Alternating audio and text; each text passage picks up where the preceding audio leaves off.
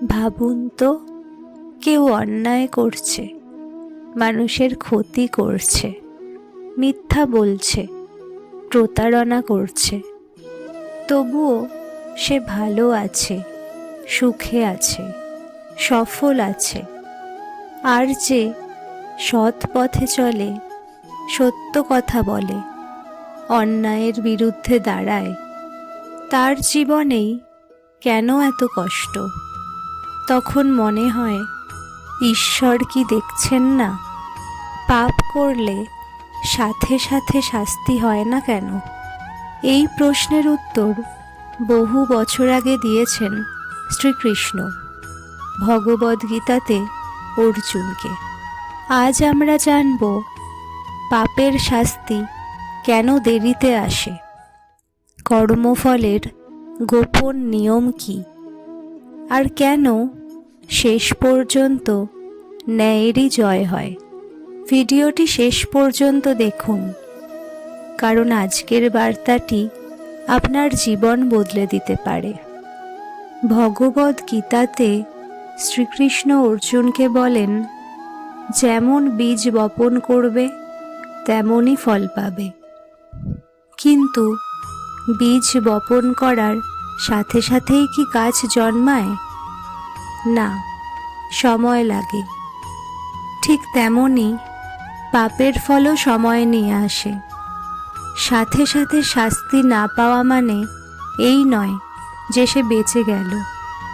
ঈশ্বর সময় দেন, কারণ কর্মের ফল নির্দিষ্ট সময় পরিপক্ক হয়। শ্রীকৃষ্ণ বলেন, ঈশ্বর দয়ালু, তিনি মানুষকে সুযোগ দেন নিজের ভুল বুঝে ফিরে আসার। যদি কেউ ভুল বুঝে অনুতপ্ত হয়, নিজেকে বদলে ফেলে, তবে সেই পাপের তীব্রতা কমে যায়। যেমন দুর্যোধন বহুবার সুযোগ পেয়েছিলেন, কিন্তু অহংকার তাকে অন্ধ করে দেয়। ফল শেষ পর্যন্ত ধ্বংস অবধারিত।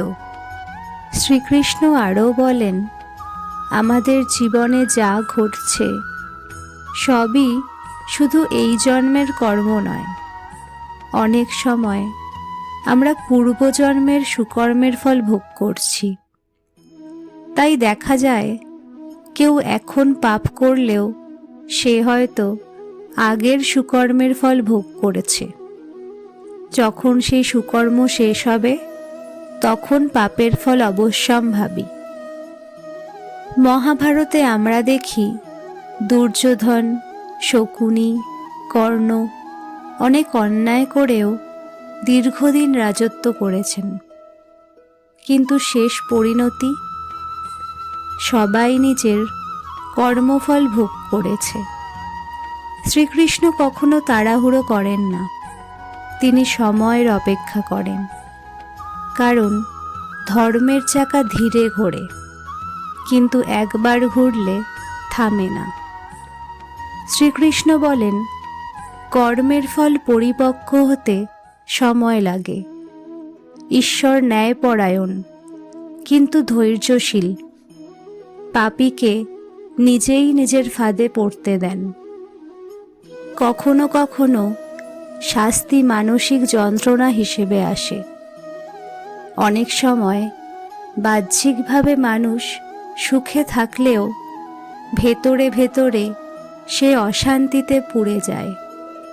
অপরাধবোধই হয়ে ওঠে তার শাস্তি। শ্রীকৃষ্ণ অর্জুনকে বলেন, তুমি তোমার ধর্ম পালন করো, অন্যের কর্মের বিচার ঈশ্বরের উপর ছেড়ে দাও।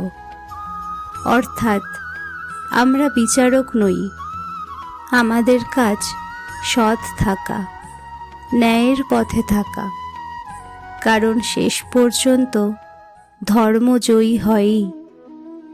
যদি দেখো কেউ অন্যায় করে ভালো আছে, আর তুমি সৎ থেকেও কষ্ট পাচ্ছ, তাহলে ভেঙে পড়ো না। শ্রীকৃষ্ণ বলেছেন, ধৈর্য ধরো, কর্মফল নিশ্চিত। আজ না হোক কাল, এই জন্মে না হোক পরের জন্মে ন্যায় বিচার হবেই। বন্ধুরা, মনে রেখো, পাপের শাস্তি দেরিতে আসতে পারে, কিন্তু কখনো মিস হয় না। শ্রীকৃষ্ণ আমাদের শিখিয়েছেন, তুমি তোমার কর্ম ঠিক রাখো, অন্যের বিচার ঈশ্বরের উপর ছেড়ে দাও।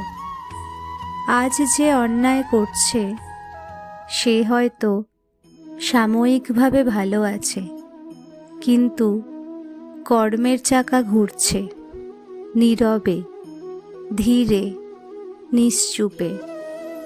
যদি তুমি সৎ থেকেও কষ্ট পাও, হতাশ হইও না। ঈশ্বর তোমার ধৈর্য দেখছেন, তোমার সংগ্রাম দেখছেন। শেষ পর্যন্ত ধর্ম জয়ী হবেই। ভিডিওটি যদি তোমার হৃদয় ছুঁয়ে যায় তাহলে লাইক করো, শেয়ার করো, আর আমাদের মোটিভেশন বাংলা হাব চ্যানেলটি সাবস্ক্রাইব করতে ভুলো না। আবার দেখা হবে নতুন এক অনুপ্রেরণার গল্প নিয়ে। সবাই ধর্মের পথে থেকো। জয় শ্রীকৃষ্ণ।